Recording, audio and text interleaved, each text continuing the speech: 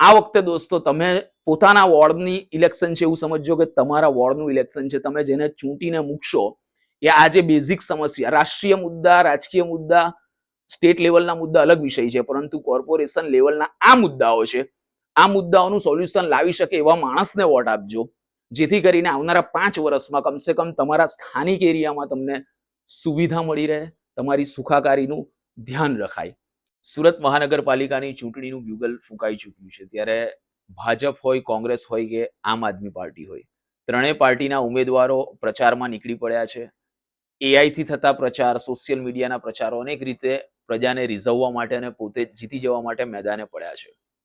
સુરત શહેરની અંદર દરેક પાર્ટીઓ પોતાના ચૂંટણી ઢંઢેરામાં પોતાના પ્રોમિસીસ લઈને આવી રહી છે અને દરેક પાર્ટીએ પોતપોતાના વચનોની લાણી કરી છે, જે દર વખતે કરવામાં જ આવતી હોય છે. પરંતુ ખરેખર સુરતીઓની અસલ સમસ્યા શું છે અને સુરતીઓ કઈ સમસ્યાથી ઝઝૂમી રહ્યા છે લાંબા ટાઈમથી, કે છેલ્લા 5 વર્ષથી, કમસે કમ જે લાસ્ટ કોર્પોરેશન ઇલેક્શન હતા ત્યારથી આજ દિન સુધી એવી કઈ સમસ્યા છે જે હજી પણ યથાવત છે? તો એવી ટોપ 10 સમસ્યાઓ અમે લઈને આવ્યા છીએ કે જે સુરતીઓને સૌથી વધારે સતાવે છે. છેલ્લા 5 વર્ષની અંદર અખબારોમાં છપાયેલા સમાચારોથી લઈને, ન્યૂઝ ચેનલોએ બતાવેલી સમસ્યાઓથી લઈને, સોશિયલ મીડિયા પર લોકો જે આક્રોશ ઠાલવતા હોય છે, એ બધાની સ્ટડી કરીને એવી 10 સમસ્યાઓ તમારા માટે લઈને આવ્યા છીએ. એ 10 સમસ્યાઓનું કાઉન્ટડાઉન આપ સાંભળજો અને જો આપને લાગે છે કે આ સમસ્યા ઉપરાંત પણ કોઈ સમસ્યા છે તો તમે ચોક્કસથી એ સમસ્યાને કમેન્ટમાં ઉમેરી શકો છો. સૌથી પહેલી 10 નંબરની સમસ્યા છે સ્ટ્રીટ લાઇટની સમસ્યા. સુરત શહેર જે રીતે વિશાળ થતું જાય છે અને નવી નવી ટીપીઓ પડતી જાય છે, તો એમાં બેઝિક સુવિધાઓ આપવામાં જે સ્ટ્રીટ લાઇટ પહેલા નંબર પર હોય છે. સ્ટ્રીટ લાઇટ અમુક વાર મોડી લાગે છે અને જે જગ્યા પર લાગી ચૂકી છે સિટીના બીજા વિસ્તારોમાં, તો ત્યાં ક્યાંક ને ક્યાંક સ્ટ્રીટ લાઇટ બંધ હોવાની સમસ્યા હોય છે. એની પર જે કામ કરવું જોઈએ સુરત મ્યુનિસિપલ કોર્પોરેશન, એ થોડું મોડું થતું હોય છે. એવી ઘણી સમસ્યા હોય છે, જેથી કરીને પોશ એરિયાઓમાં પણ અને સ્લમ એરિયાઓમાં પણ સ્ટ્રીટ લાઇટની સમસ્યા એક ઇસ્યુ છે, પરંતુ એ 10 નંબરનો ઇસ્યુ છે. એ સિવાયની મેજર બીજી 9 સમસ્યા પણ છે. 9 નંબર પર વાત કરીએ તો બેઝિક સમસ્યાઓ જેમ કે ગટર છે, રસ્તા છે અને પાણીની સમસ્યાઓ. બેઝિક સમસ્યાઓમાં કે ભાઈ અનેક સોસાયટીઓ એવી છે કે જેની અંદર રસ્તાઓ નથી બન્યા, સોસાયટીઓની બહાર રસ્તાઓના કામ ચાલુ હોય છે, મંથર ગતિએ કામ ચાલતા હોય છે, કામ કોન્ટ્રાક્ટરે જે સમય મર્યાદામાં પૂર્ણ કરવાના હોય છે એ સમય મર્યાદા પૂર્ણ થયા બાદ પણ એક્સટેન્શન લઈને કામો ચાલતા હોય છે. તો આ એક સમસ્યા છે કે રોડ રસ્તાની જે બેઝિક સમસ્યાઓ છે અને ગટરની જે સમસ્યા છે, ગટર લાઇનની, એ સમસ્યા છે 9 નંબર ઉપર. 8 નંબર પર સમસ્યા છે કે જે સમસ્યા વારંવાર અખબારોમાં આપણે વાંચી હશે, ચેનલોમાં આપણે જોઈ હશે કે ગેરકાયદેસર બાંધકામોની સમસ્યા. એ તમામ ઝોનની સમસ્યા છે. કોઈ એક ઝોનની સમસ્યા નથી કે મિલકતદાર દ્વારા પોતાની મિલકત ઉપરાંતનું બાંધકામ કરી દેવામાં આવે છે અને ત્યારબાદ એની પર એસએનસી અને ફરિયાદ મળતા એક્શન લેવામાં આવે છે. કોઈક વાર લેવાય છે, નથી લેવાતા, મોડા લેવાય છે, ઘણી બધી વસ્તુઓ ચાલતી હોય છે. તો આ એક સમસ્યા છે કે જે ગેરકાયદેસર બાંધકામોના રાફડા ફાટે છે, ખાસ કરીને અમુક પર્ટિક્યુલર ઝોનની અંદર. તો આ એક એટલી મેજર સમસ્યા છે કે જેને લીધે ટ્રાફિકની સમસ્યાઓ પણ લોકોને સર્જાય છે. અને એક આમ સુરતી જે ટેક્સ પે કરે છે મનપાને, અલગ અલગ રૂપમાં ટેક્સ આપે છે, પછી એ પ્રોફેશનલ ટેક્સ હોય કે ઘરનો વેરો હોય, મિલકત વેરો, એને જ્યારે આ પ્રકારની સમસ્યાથી જજુમવું પડે ત્યારે એને ચોક્કસથી નિરાશા હાથ લાગે છે. 7 નંબરની સમસ્યા છે health facility. Surat municipal corporation એવા દાવો કરે છે કે આપણે અર્બન હેલ્થ સેન્ટરો છે દરેક જગ્યાએ છે અને સારી સુવિધાઓ આપીએ છીએ. તે છતાં પણ સુરત શહેરમાં આવેલી સિવિલ હોસ્પિટલમાં આજે પણ કીડિયાળું ઉભરાતું હોય છે દર્દીઓનું. તો જો સુરત શહેરની અંદર વેલ પ્લાન્ડ આ ફેસિલિટી ઉપલબ્ધ હોય હેલ્થ કેર, તો સિવિલ હોસ્પિટલમાં ચોક્કસથી લોકોનું પ્રમાણ ઘટવું જોઈએ, પણ એવું નથી. સુરત સિવિલ હોસ્પિટલમાં દર્દીઓની સંખ્યા એટલી ને એટલી જ. એટલે ક્યાંક ને ક્યાંક હેલ્થનું જે માળખું છે કે એક આમ સુરતીને તરતથી જે નજીકના વિસ્તારમાં સારી સુવિધા મળવી જોઈએ, સારી ટ્રીટમેન્ટ અથવા સારી દવા ઉપલબ્ધ થવી જોઈએ, એમાં પણ ક્યાંક ને ક્યાંક હજુ સુરત મ્યુનિસિપલ કોર્પોરેશન કામ કરવાની જરૂર છે. એવું લોકોનો અખબારો છેલ્લા જે વર્ષોથી લખતા આવ્યા છે અને ચેનલો જે બતાવતી આવી છે એમનું માનવું છે. પછી છે કચરો અને સફાઈ.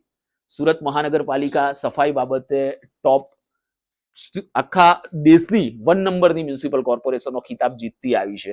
પરંતુ જો સુરત શહેરનો એક નાગરિક પોતાની બાઇક લઈને સુરત સિટીમાં નીકળે તો એને આજે પણ, જ્યારે તમે આ વિડીયો જોઈ રહ્યા છો, જ્યારે તમે આ વાત સાંભળી રહ્યા છો, ત્યારે પણ કચરાના ઢગ, ગંધ મારતી જગ્યાઓ ચોક્કસથી નજરે પડી જશે.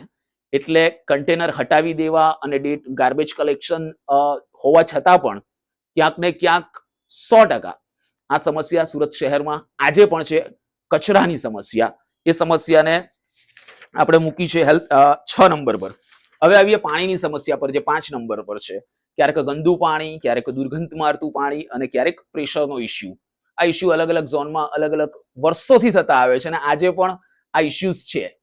અને આ સમસ્યા તમારા વોર્ડમાં, મારા વોર્ડમાં, કોઈના પણ વોર્ડમાં ગમે ત્યારે ઘટી શકે એવી સમસ્યા છે.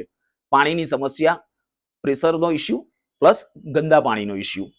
પછી છે 4 નંબર પર ડ્રેનેજ સિસ્ટમ. વરસાદ આવે સુરત શહેરમાં એટલે સુરત શહેરમાં નાની, પહેલા મોટી રેલ આવી 2006માં, પછી રેલ મ્યુનિસિપલ કોર્પોરેશને કામ કર્યું તો એ મિની રેલમાં ફેરવવામાં માંડી, પછી ઓર થોડું કામ કર્યું તો ઓર મિની થઈને હવે પણ વરસાદ પડે એટલે માઇક્રો રેલના દ્રશ્યો તો જોવા મળે છે, ભલે નાના સ્તર પર હોય છે, પરંતુ જે માળખાગત જે કરવી જોઈએ કામ એ કમ્પ્લીટ ન હોવાને કારણે નાની મોટી પાણી ભરાવાની સમસ્યા વરસાદમાં, એ આખી સમસ્યા જે છે એ ડ્રેનેજ સિસ્ટમની જે મગજમારી છે અને ડ્રેનેજ સિસ્ટમમાં જે કામ થવું જોઈએ ન થવાને કારણે આ સમસ્યા સર્જાય છે. જે પ્રી મોન્સૂન કામગીરીમાં આવે છે, જે મ્યુનિસિપલ કોર્પોરેશનની છે, અને જે આપ જેને વોટ આપીને આપના વોર્ડમાં મૂકશો એની ફરજમાં આવે છે કે દબાણ કરે પોતાના અધિકારીઓને કે મારા વોર્ડની અંદર અથવા તો ઝોનની અંદર આ સમસ્યાનું સોલ્યુશન થાય. એટલે કે ડ્રેનેજ સમસ્યા આવે છે 4 નંબર પર. પછી છે 3 નંબરની સમસ્યા, જે સૌથી મેજર સમસ્યા છે. તમે પોતાની બાઇક, કાર અથવા બસમાં જેવા સુરત શહેરમાં બહાર નીકળો એટલે ટ્રાફિકની હદ પારનો ટ્રાફિક